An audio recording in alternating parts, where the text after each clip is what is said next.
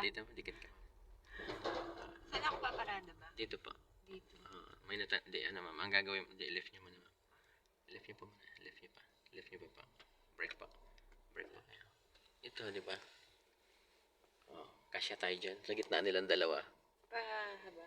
Paatras. Parallel parking. Ano ba yun? Yung ba ganon? Yun. Tama. Tatabi ka dito ma'am kay traktora. Kasi di ba si traktora mahaba yan sa atin. So yung likod natin at likod niya ang ipapantay mo. Kasi pag ang nakapark dyan ma'am is kasing haba natin, pwedeng side mirror lang. Halimbawa, di ba bios tayo? Kung bios yung nakapark dyan, dapat yung side mirror mo. At saka yung side mirror nung nakapark ipapantay mo para yung likod sa likod, parehas na rin yun. Eh ito mahaba to sa atin. Yung likod niya at saka likod natin ang ipapantay. Yun yung tatansyahin mo ngayon. Tapos yung distance mo na yun, pwede na yan. Oo, kahit mas maganda po madikit eh. So, ang gawin nyo po, forward po kayo dyan. Tabihan nyo siya.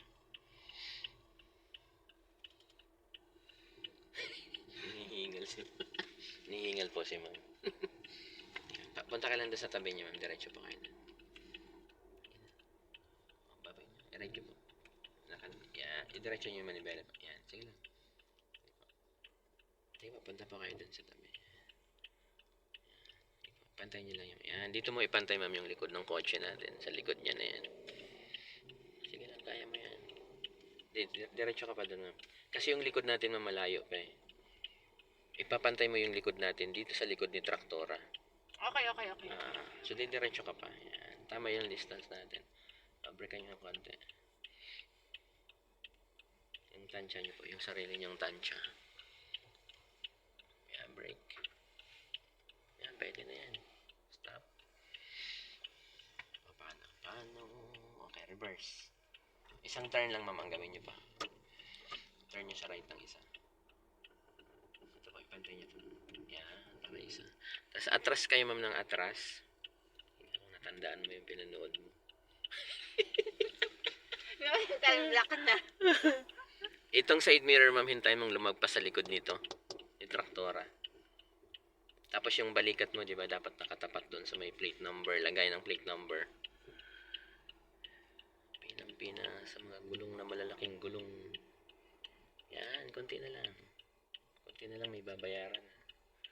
Walang bayaran niya, ma'am. Wala nang damage yan. Sige pa. Basta, na ma'am, si side mirror, ilagpas mo muna dito, ma'am, sa ilaw. Yung ilaw na yan. Tapos yung katawan mo, ma'am, itapat mo dun sa lagay ng plaka. Kung may plate number siya, ma'am, saan nakalagay? Break pa. Okay naman, huwag mo dagdagan. Turn. Di ba, kung may plate number siya, ma'am, dyan nakalagay sa gitna, di ba? Yung may ganyan na baka. Pag nakatapat na yung katawan mo, ma'am, saka may ibalik yung manibela sa kaliwa. Full turn. Sige. Sagad niyo po, sagad. Sige, sagad. Sige lang, turn full. Tapos? Atras. Pag atras nyo ngayon, ma'am, sige pa. Turn nyo pa. I-turn nyo pa, ma'am. Yan, sige lang. Yan.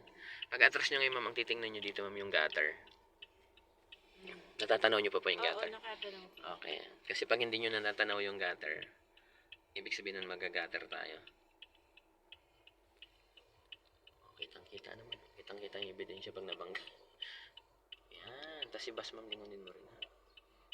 Hintay mo manang mag-strike, ma'am, bago mo ibalik yung manibela. Yan. Okay. Break. Okay na po, break. Nakadiretso na. Hindi ko na nakikita yun. Opo, ibig sabihin, ma'am. Tapos nakadiretso na rin siya, ma'am. Kaya hindi mo na makikita yun. So, pantay niyo pa. Yan. Okay, break. Park. Pwede nga mabanti konti lang. Stop. Okay na po yan.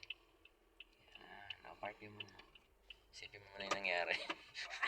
No, what just happened? What is happening?